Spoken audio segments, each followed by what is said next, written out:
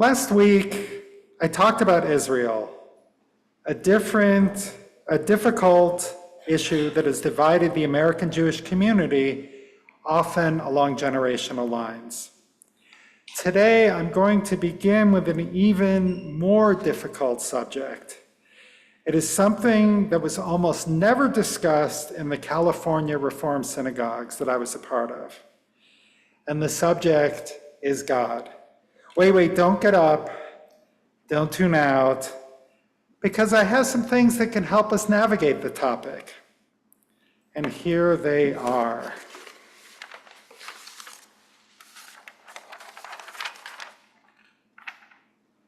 Okay, I know you can't see these, but this is a picture of the creation of man from the roof of the Sistine Chapel. And this is a painting of Moses at the burning bush by the Israeli artist Simcha Even Chaim. And I will be sharing both of these in Friday night's Zoom service, where we'll talk about Jewish art in the sermon slot. And please feel free to bring or to send me pictures of Jewish art if you would like to contribute to the discussion. And I'll explain how these paintings fit into the sermon just a little bit later.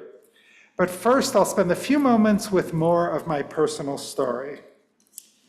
As some of you know, before I went to rabbinical school, I spent about 10 years as a stay-at-home dad, a life coach, and a Musar teacher and author. Musar is a Jewish spiritual practice that helps us identify those parts of the soul that cause us to get stuck in the same situations again and again. And it offers a path to balance and healing by taking mindful action in everyday life. My Musar origin story connects nicely to the themes of Yom Kippur. I first learned about Musar in a family-based education program called Shabbaton at Beth Am in Los Altos, California.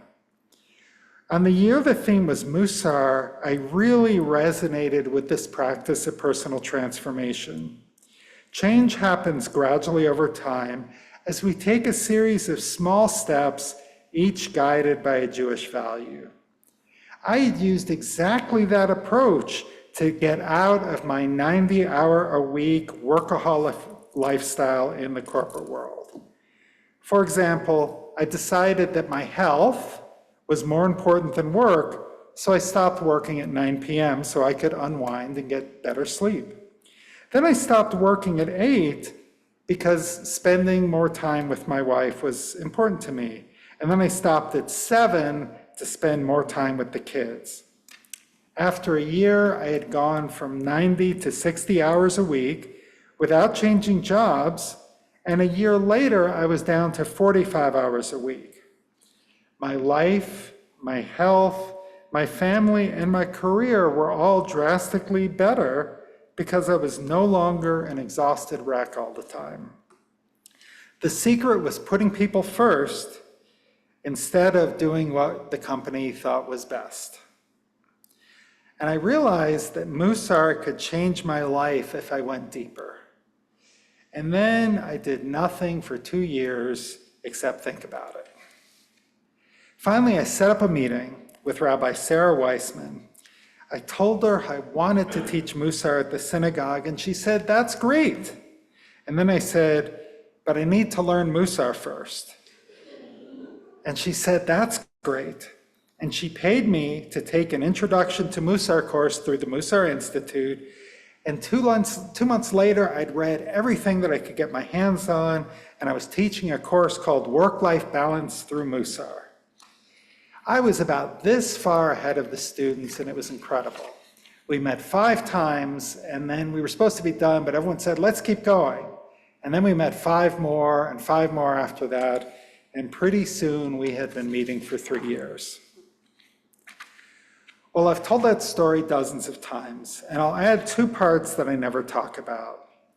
First, like Rabbi Sarah, I now have a discretionary fund, and I would be thrilled to fund part of your Jewish journey or to just offer you some private financial assistance to get that nicer Hanukkah gift for your kid, or to help you pay for an unexpected bill. Please don't hesitate to reach out to me. Second, before I accepted the money from Rabbi Sarah, I blurted out, "But I'm not sure I believe in God." Well, Rabbi Sarah smiled at me and said, "That's okay, just try to keep an open mind."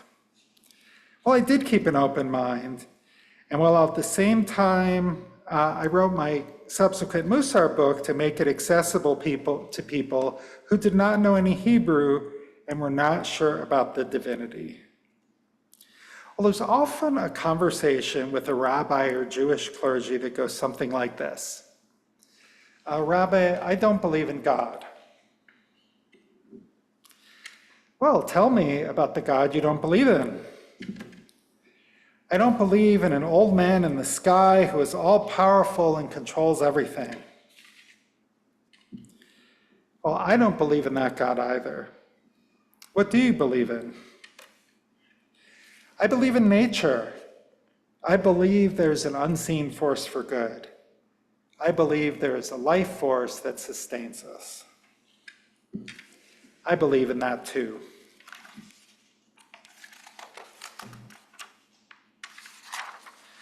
I want to be clear. Rabbis believe many different things about the divine.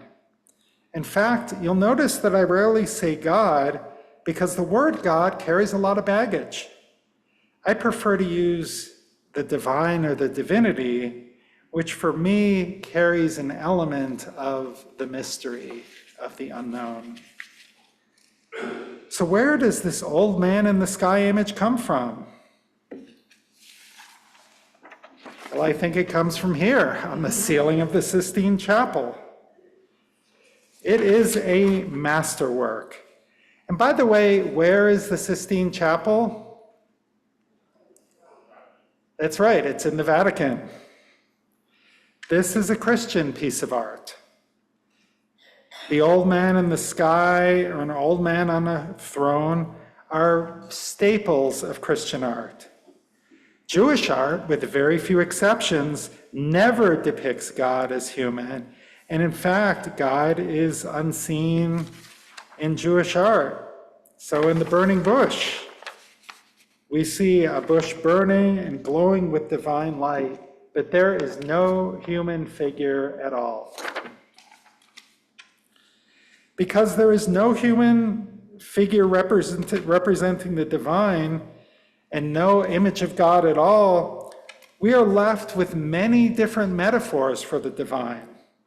We see them all the time in the liturgy. God is rock, spouse, a parent, a king, or a healer. Some metaphors don't work for me, like God is king in particular. There are so many, in fact, that we are invited to try on different metaphors for the divine and see what works for us. And I want to say that if you are agnostic or atheist, that is fine too. I had atheist, humanist Jewish professors in rabbinical school, and they value Judaism as a system of humanistic ethical values. I asked the professor, well, can you tell me what this means? And he said, oh shoot, I didn't write this down, but the guy who founded humanistic Judaism, the first thing he did is he took the Torah out of the sanctuary and he put it in the library. So these humanistic Jews are cool and interesting people. Now you might wonder, does God ever describe Godself? Well, in fact, the divine does, in a way that is very important to us on Yom Kippur.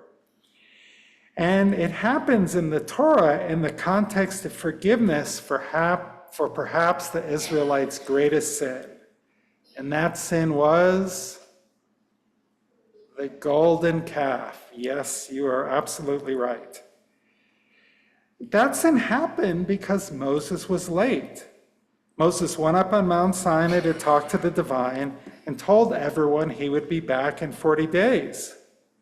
Well, there was a misunderstanding on how to count the days. Do we begin at night? Do we begin in the day? Is it the morning of the 40th day? Is it the evening? But when Moses did not return, the people panicked.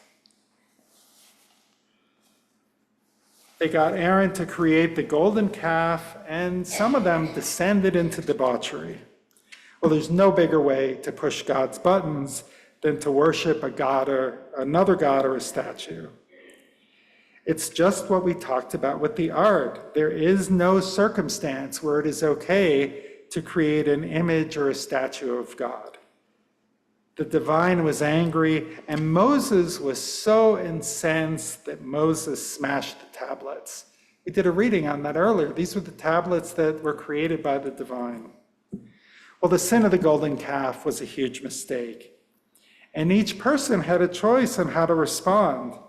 It was actually only 3,000 people out of the 600,000 present that actually worshiped the calf.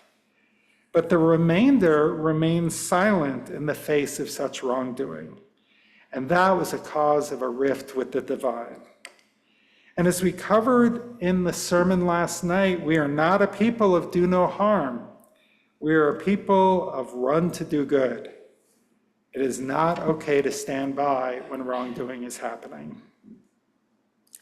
God and Moses, they go on to have a series of repair conversations in which Moses expresses a desire to know God better and asks to see what God looks like. Not only does God agree to end the estrangement with the people, God allows Moses to catch a glimpse of God's back as God passes by. And as the divine passed by, divine chanted what we now know as the 13 attributes of mercy, of the 13 qualities of the divine. And we sing it again and again on the high holidays. Adonai, Adonai, El Rachun V'Chanun, Erech Apayim, V'Rav Chesed V'Emet, Noseh Chesed V'Chayim. You remember it. The Talmud teaches a story. Rabbi Yochanan said that the divine taught Moses these attributes as a prayer for forgiveness. When the people have missed the mark, the leader would wrap themselves in a talit and chant these words, and the people would be forgiven. As I said, we sing this prayer of forgiveness again and again in a high holiday liturgy. Remember I said we want to look out for all the times we say Rachem or Rachamim? Well, that's where it comes from. All these other prayers were written going back to these 13 attributes. El Rachamim, a compassionate God. A God that feels our pain and acts accordingly. In chanting this prayer, we are reminding ourselves of how God described Godself. And these attributes of mercy, compassion, patience are vastly different from that image of the old man in the sky giving orders that seems to percolate our consciousness. We also have an opportunity to emulate the divine by doing acts of chesed, acts of loving kindness, and by forgiving others when they try to make amends. Notice again the Al-Chet prayer, paying attention to what it does and does not say. We don't say, for wronging you by eating a bacon cheeseburger and the harm I caused in the world by driving on Shabbat. We mention wrongdoings of speech, of stubbornness, of envy. These are issues of personal conduct. Again and again, we'll see this message. Our personal conduct matters, and we have an opportunity to change. That's the point of all this. We have an opportunity to change. And this model of a divinity with compassion, grace, doing acts of chesed, it's there to inspire us to act the same way towards each other. There's another story of a person who said to the rabbi, I don't believe in God. And this rabbi responded, that's okay. God believes in you. I don't know if the divinity is in this world, but I personally think that there is something greater, something unseen. But I do know that if there is something greater out there, it won't be mad at you if you don't believe. Nor in our liturgy today does it list not believing as something to apologize for. And what did we just hear from AJ reading in Isaiah? The divine does not want us to believe and does not want ritual theater from us like sackcloth and ashes. Our religion teaches that divine wants us to be good people, to look out for the widow and orphan, to do acts of chesed, and to help create a just society. In one short sermon, I can't begin to even scratch the surface of all the way the divine is characterized in the Jewish Bible, much less all the ways that God is characterized by our great thinkers over the last many thousands of years. Thinkers like Maimonides, who wanted a logical, unseen God, or the Baal Shem Tov, who wanted a God of spiritual and mysticism. The Baal Shem Tov, by the way, is the founder of the Hasidic movement, for those of you who don't know. But I will leave you with one image. I see the divinity as an infinite source of energy and inspiration to do good in the world and to help us get through difficult times. May we all be inspired to do a bit more good in 5786, and may we all be sealed in the book of life, in the book of a life well lived. And together let us say, Amen.